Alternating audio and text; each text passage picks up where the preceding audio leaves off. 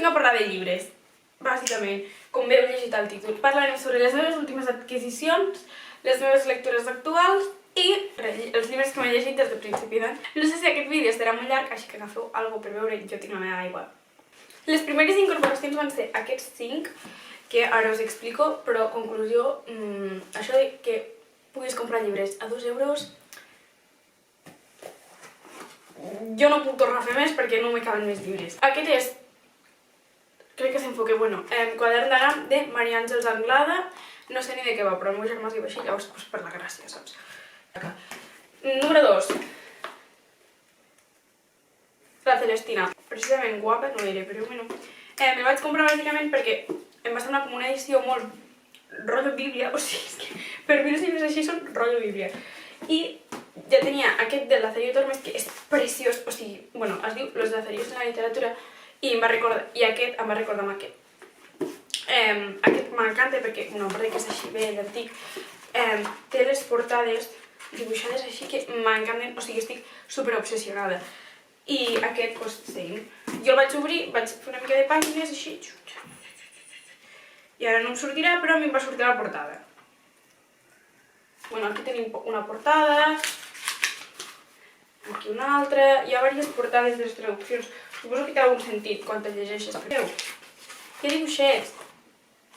No es pot obrir molt bé aquest llibre, però diu que és enquadernació artesanal, així que ho respectem. Estic convença per comprar-me aquest llibre dient que, bueno, com vull fer filologia hispànica, un exemple de la Celestina sempre està bé tenir-lo. Així que per això el vaig comprar. Perquè... Després, el següent és Sant Manuel Bueno Mártir. És que llavors ja em vaig començar a agafar llibres, pensar, és que si n'agafo 5 surten a 2 euros. I em vaig agafar aquest de Miguel de Unamuno. Mireu, també hi ha dibuixets. Però bueno, sí, una cosa més d'aquestes que jo vaig pensar, bueno, sí, mirall, ja el tens. Després, Garcilaso de la Vega, obra completa. I, bueno, un clàssic més de la literatura. Bueno, que sempre està bé, no?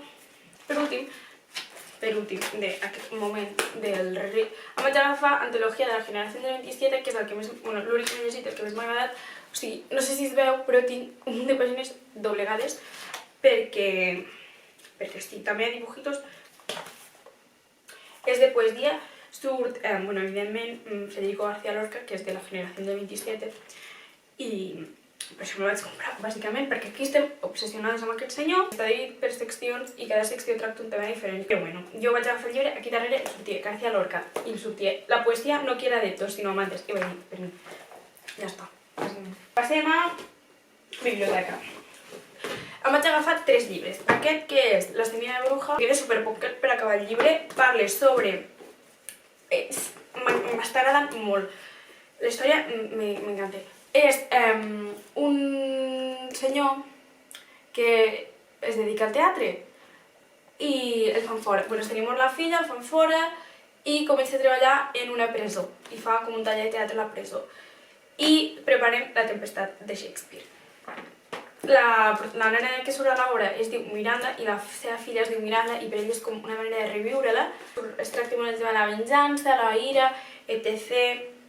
No sé, si us interessa busqueu la sinopsis perquè, bueno, no sé, a mi jo pensava que no m'interessaria, el vaig veure, feia molt temps que el veia per la biblioteca perquè vaig veure Margarita Wood, la del conte de la criada, l'agafo, però després jo pensava que anava de bruixes, no va de bruixes, va d'això que us acabo de dir. Però escriu molt bé l'autora. Like it. Vaig agafar també Carregades de raons de Dolors Bassa i Montse Bassa. Vaig dir per mi, o sigui, vaig agafar aquests 2 llibres i estava fent la cua i vaig veure aquest llibre mirant-me i vaig dir, posa... I això que aviat me llegiré quan m'acabi aquest. I també vaig agafar La societat dels somiadors involuntaris, totes les coses que tinguin la paraula somni, sí, dame, per mi, no sé, m'encanta. I vaig veure que era de Periscopi, així que vaig dir, bueno, l'agafo, o sigui, no vaig pensar ni de què anava. Tot el que veig de Periscopi ho agafo, el primer que vaig llegir va ser, el primer i únic que he llegit va ser Atrapar al llibre, però sempre que veig coses d'ells m'agraden, així que vaig pensar, l'agafo. I després em vaig llegir la sinopsi, també em va cridar l'atenció i us en parlaré més endavant quan me llegeixi. Després, això va ser abans d'anar a la biblioteca, el preciós llibre de la Dafne, encara no me l'he llegit, és superprimer. És com de poesia, així com d'escrits. És que és tan bonic! a sobre el que m'he dedicat, en fi, i que fa molta il·lusió veure que gent que coneixes fa coses així. I res, que tinc moltes ganes de llegir-me'l, de gaudir-lo, perquè segur que sí, allò que m'he començat a fullejar i agafo una pàgina, me la llegeixo i em fa mal el cor, o sigui, serà molt bonic, jo crec. Així que, amigues, aviat us informo perquè crec que me llegiré aviadet. I també em vaig comprar per Sant Jordi Terra de dones de Laura Sabla Tanyà, amb pròleg de Teresa Jordà i Meritxell Serret. Un llibre, un senyor llibre, És gran, és gran. És gran. I res, me vaig agafar perquè just 2 dies abans havíem parlat amb uns amics i vaig veure i vaig pensar, és per mi, i me vaig agafar. I ja està. Ah, bueno, noves adquisicions. També em vaig comprar al Kindle Narracions de Salvador Espriu perquè ho necessitava per classe d'elite. Només us diré que aquell home era molt llest, molt difícil d'entendre, però molt admirable. I res, ara actualment m'estic llegint aquest, que me l'acabaré avui, jo crec. I ara passem a les últimes lectures des del començament d'any. La primera és La família de Pasqual Duarte, que me la vaig llegir pel TDR, això va ser abans d'entregar el TDR. L'1 de gener, exactament, em vaig acabar La família de Pasqual Duarte. Li vaig donar un... Ho avaluo seguint un mètode que no sé com es diu, la veritat, si algú sap com es diu, com ho deixi baix, però bàsicament avalues personatges, atmosfera, escriptura, argument, intriga, lògica i gaudi. M'han faltat dits, m'han calculat. I llavors et surt la puntuació final. Però bueno, de La família Pasqual Duarte jo li vaig donar de personatges un 8, em va semblar bé, una mica psicòpata Pasqual Duarte, però bé, ben construïts, tampoc. Atmosfera un 10 perquè, en sèrio, aquell home, el meu José Cela, et sap posar en l'atmosfera super desagradable, però et sap posar en l'atmosfera. L'escriptura un 6 perquè no m'agrada que recrees tant en els detalls escarabrosos, però entenc que és el seu estil, o sigui, ho fa bé l'home. Argument un 5 no m'agrada gens, o sigui, està ja hasta els collons de llegir mateix. Penseu que vaig estar 2 setmanes llegint-me novel·les picaresques i escrivint sobre novel·la picaresca. O sigui, el meu cap estava a punt d'explotar, jo no podia més, estava farta d'aquest tipus de llibres, així el vaig posar un 5. Intriga un 4 perquè ja sabia com acabava, i tampoc allò que te manté enganxat, perquè tampoc passen coses. Lògica, un 7, no sé per què, i Gaudi un 1 perquè no el vaig disfrutar gens, o sigui, jo havia d'acabar el TDR i vaig trobar l'audiollibre narrat pel senyor escriptor, que té una veu així potenta, el tenia a 1.25 mentre jo anava llegint el llibre, me el vaig llegir una tarda, anava llegint el llibre, marcant coses, marcant pàgines, pensant, això ho posaré, o sigui, no us llegeixo les coses a última hora. Següent, El Código Da Vinci. Me'l vaig acabar el 7 de gener, perquè no sé per què vaig llegir tan ràpid. Ah, perquè no és que llegir ràpid, és que el tenia començat des de feia 3.000 anys i me'l vaig acabar. És com de conspiranoies loques i m'agrada molt. D'argument li vaig donar un 10, d'atmosfera un 10, escriptura un 9, Gaudi un 9, intriga un 10 perquè vaya plot twist, lògica un 9, personatges un 9 i em queda un 1,4. Després em vaig llegir també Reina de Sombres, després me'l vaig acabar el 14 de febrer. Reina de Sombres és la quarta part de la saga de Trono de Cristal de la meva estimada i semi-odiada Sarah J. Maas. Si no sabeu qui és, per favor, llegiu-vos una corte de roses i espines, si us plau, per favor, el millor que haureu fet a la vostra vida, si us agrada la fantasia, si us plau, per favor. I continueu-vos llegint els llibres, que després millore. Llegiu-vos tota la saga. En fi, seguim. Que Miquel Espadona, tu llegis els seus llibres i tens ganes de tirar-los per la finestra en alguns moments i en alguns moments d'abraçar-los fortament perquè són el millor que t'ha passat a la vida. En fi, Reina de Sombres. No us diré de què va perquè és un spoiler de totes les altres parts. L'argument li vaig donar un 9, atmosfera un 10, escriptura un 10, perquè Sarah J. Maas, per favor, escriu superbé aquesta dona. Gaudi un 9, intriga un 10, lògica un 10 i personatges un 10 perquè us té caime a tots. I de puntuació li vaig donar un 9,7, de les millors lectures que he tingut aquest any. Vale, després, també vaig posar les lectures de classe, El cor quiet, també el vaig acabar el dia 14, bueno, ho vaig posar a l'entrada el dia 14. Josep Carner,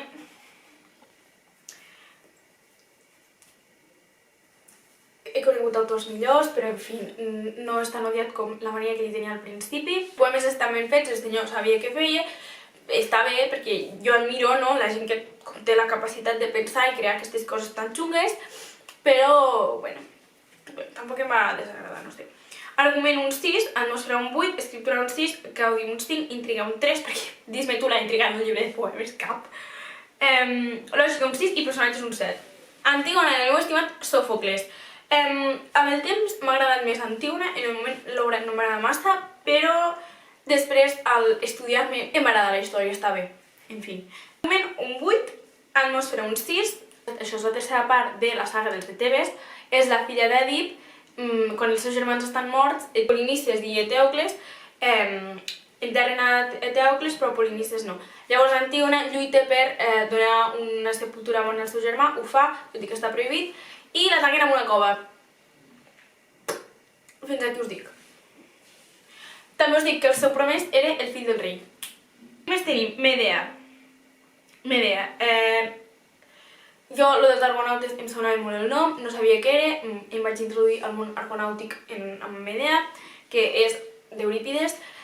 En fi, està bé, no sé. Argument jo vaig donar un 9, atmosfera un 8, escriptura un 7, gaudi un 5, intriga un 6, lògica un 7 i personatges un 8. I li queda un 7-14, així que no sé. Si us l'heu de llegir a posta, com veieu vosaltres, però si us la fan llegir crec que sí, està bé. Feliçment jo soc una dona, amigues! Maria Aurelia Camany, em va agradar molt el teu llibre, em va fer ràbia, podia haver inclús amb el TDR, però en fi, no passa res. Que ara vam mirar, és que també, clar, el feu Alita ens va durar com molt de temps i les cavalles com fan carinyoses. A mi em va fer pena acabar el llibre, us ho he de dir. Vale, argument jo us donarà un 8, atmosfera un 9, escriptura un 9, gaudi un 7, intriga un 8, lògica un 7, personatges un 8 i puntuació queda un 8 rodó. Per qui no ho sàpigui, feliçment jo soc una dona, és un llibre on Carola, la protagonista, t'explica la seva història i és una dona que no ha tingut una vida fàcil perquè se canvia el nom 3.000 vegades, s'adapta sempre als entorns socials amb l'objectiu de lluitar per els seus dos grans amors, la llibertat i els diners. Fins aquí us dic. Llavors, els núvols d'Aristòfanes, en fi, un home molt pesat, l'únic que volia era tirar merda a Sòcrates, me'l vaig haver de llegir per grec, li vaig donar de final. És que n'hi entraré en, diu, uns 5,4 i ara mateix em sembla molt. Em va caure malament, em va caure molt malament. Bàsicament és un pare que el seu fill l'ha arruïnat, ha de pagar impostos i el que fa és apuntar el seu fill a l'escola de Sòcrates. Allà se debateixen el discurs just i el discurs injust i no us diré com acaba, però pobre Sòcrates no acaba bé. El Diez Negritos d'Agatha Christie m'agrada moltíssim, llegiré més d'Agatha Christie sense dubtar-ho. Estan en una illa i es comença a morir gent. Estan en una illa abandonada allà, aïllats de tot. Així que qui és l'assassí? Superben escrit, Agatha Christie, mis dieces. Li vaig donar d'argument un 9, d'atmosfera un 10, d'escriptura un 10, de gaudi un 10, d'intriga un 10, de lògica un 10 i de personatges un 8. I li queda un 9, 57. De les meves millors lectures d'aquest any, ja us ho dic. Per últim, Atrapa la llebre, que és l'últim llibre que m'he acabat, em va agradar molt, és un llibre feixuc, crec que no és per tothom, és un llibre com quan tens ganes de llegir i dius, oh, que m'ha escrit aquesta... Aquest és el teu llibre. Va d'una noia, són les dos de Bòsnia, i una ha marxat a fer la seva vida a Dublín, com li costa molt admetre els seus orígens, i la seva amiga de la infància, amb qui té una relació una mica estranya, la truca i li diu, tu, que m'has d'ajudar a buscar el meu germà, que anirem a buscar el meu germà que ha aparegut, perquè el germà havia desaparegut. I llavors l'acompanya i fan un road trip, o sigui, realment és d'aquells llibres que no passa res, però això és lo guai, que no passa res, però el que importa és la manera com està escrit. I això, que si us agraden els tipus de llibres que llegiu perquè, oh, que ben fet que està, que maco, és el vostre llibre. Argument un 10, atmosfera un 10, escriptura un 10, gaudi un 10, intriga un 10, lògica un 8 i personatges un 10. De les millors lectures d'aquest any, us ho dic. En fi, això és tot. Espero que us hagi agradat aquest mini repàs, review dels llibres que he llegit últimament i dels llibres que he comprat i això. Si algun dels llibres que he mencionat en aquest vídeo us sona o l'heu llegit o us el voleu llegir, si us el voleu llegir espero que us hagi servit la meva opinió. Si us l'heu llegit, m'agradaria saber què en penseu i què us va semblar a vosaltres. Així que em podeu deixar aquí baix, o em podeu enviar un missatge per Instagram o alguna cosa. I res, que espero que us hagi agradat, que us hagi servit, que ens veiem en breus, espero, no tarda tant a penjar vídeo. I això, que ens veiem